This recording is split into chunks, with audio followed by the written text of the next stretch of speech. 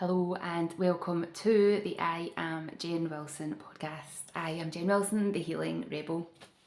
Today I wanted to share a conversation that I had with a client the other day.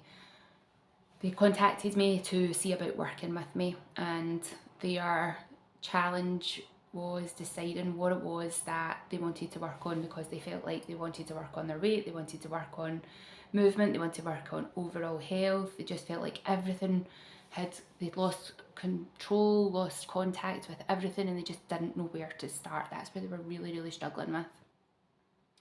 So I had two questions for her. The first one was, do you know your values?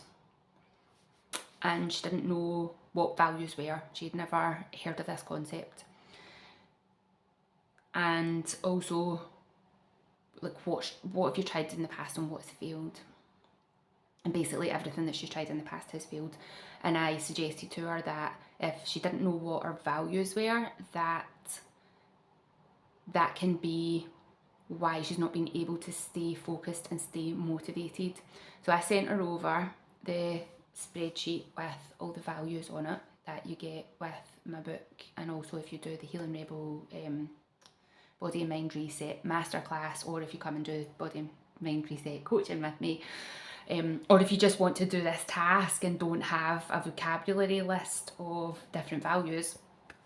So I sent her over this list and gave her the instructions of how to work out what her values were. So we had a follow-up conversation. Before we had the follow-up conversation, I also sent her out the Wheel of Happiness. I was like, you need to look at your life broken down into different pieces. So your health, your relationships, how you have fun, if you have any kind of religious or spiritual focus, if that's something that you do or don't want, relationships, health, movement, all these, like, there's sleep, there's eight different categories on the wheel, and mark each one out of 10, where 0 is you're in absolute despair from it, 10 is you couldn't do it any better and you're really happy. Mark each of these out of 10 and then see where you sit the lowest, and then check with yourself, is that okay for you to start working on just now? So for her two lowest were her sleep and her movement, and I said, right, okay, that's fine. If we work on your movement, that is going to help improve your sleep, because there is research come out that has shown that people who are sedentary have much higher levels of anxiety, and it makes sense because you're not burning off energy that we would have been burning off.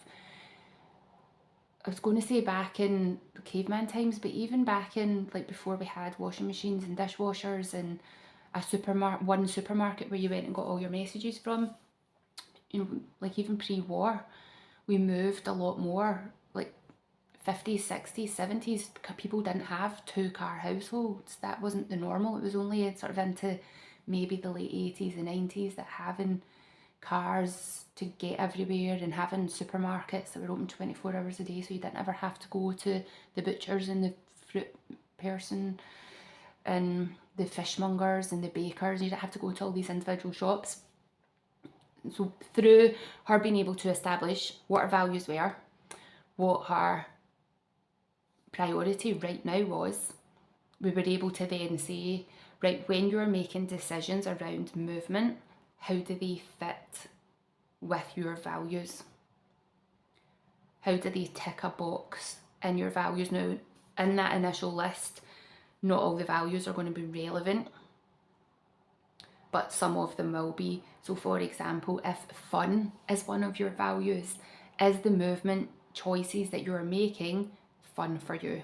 It's quite a simple question. Or are you doing them because you think that you should be doing them? They're two very different movement modalities. When it comes to movement, if honesty is one of your values, are you being honest about how much you can move, and honest about how much you need to move, and honest about how much you actually are moving? If caring is one of your values, is the movement that you are choosing to do, does it feel like it's caring for you? So if you hate running, and you're doing it because you think that you should do it, is that you caring for yourself? Some would argue yes, some would argue no. Only you can make that decision for yourself. Is there another way that is more caring for you that you could do that movement? So that's why I really feel that it's important. And you could take that if movement wasn't the most important thing, if it was nutrition, diet, something else, looking at the values, what values fit with this, right, okay, how are you meeting your values when we look at this aspect of your life? So that's like reasons and explorations. And when we had the follow-up conversation, she was saying to me, she's like, nobody's ever asked me that question. Nobody's ever spoken to me about this. And it makes sense as to why, when she's embarked on previous journeys, that they haven't worked for her. That you fall down at maybe not the first hurdle, maybe the second hurdle, third hurdle, because you are pushing against your own personal values.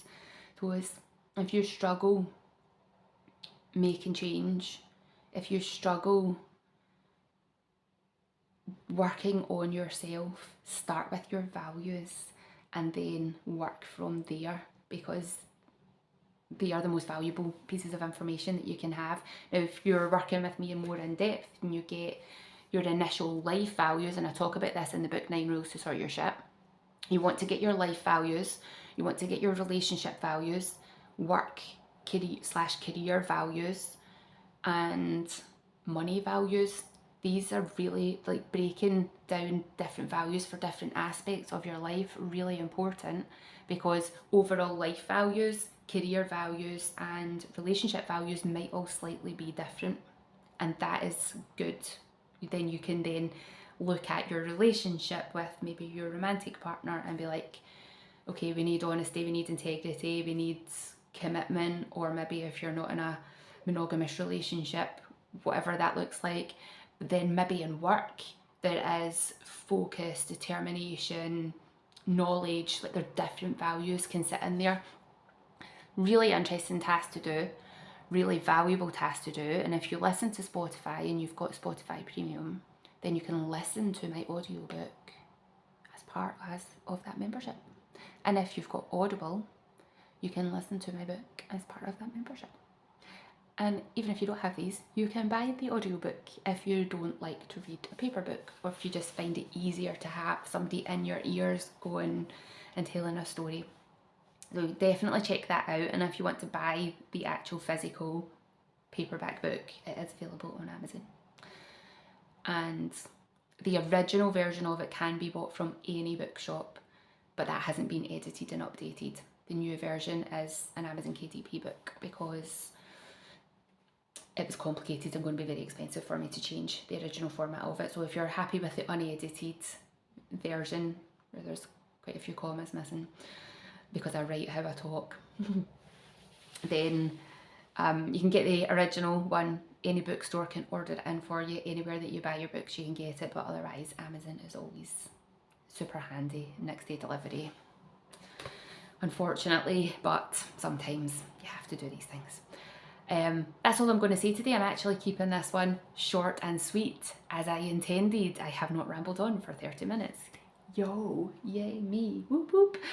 So I hope that's been useful to hear how that has been put into action. If you want to do the Body and Mind Reset Masterclass, then just pop on to my website or drop me a message and I'll send you over the link. If you go to free courses, then you'll be able to access it there from my website, iamjenwilson.com. And if you want to work with me, just reach out. All the information of the different ways that you can move, relax, heal are all on the website. And if you're not sure where you want to start or where you want to go with it, you can book in for a free consultation. We'll have a chat and get you moving in the right direction. All right, have a wonderful day, whatever you're up to, and I will see you on the next podcast. Oh, and remember to like, share, follow, subscribe, wherever you're listening. Help me grow this podcast so that I can help more people. Thank you so much.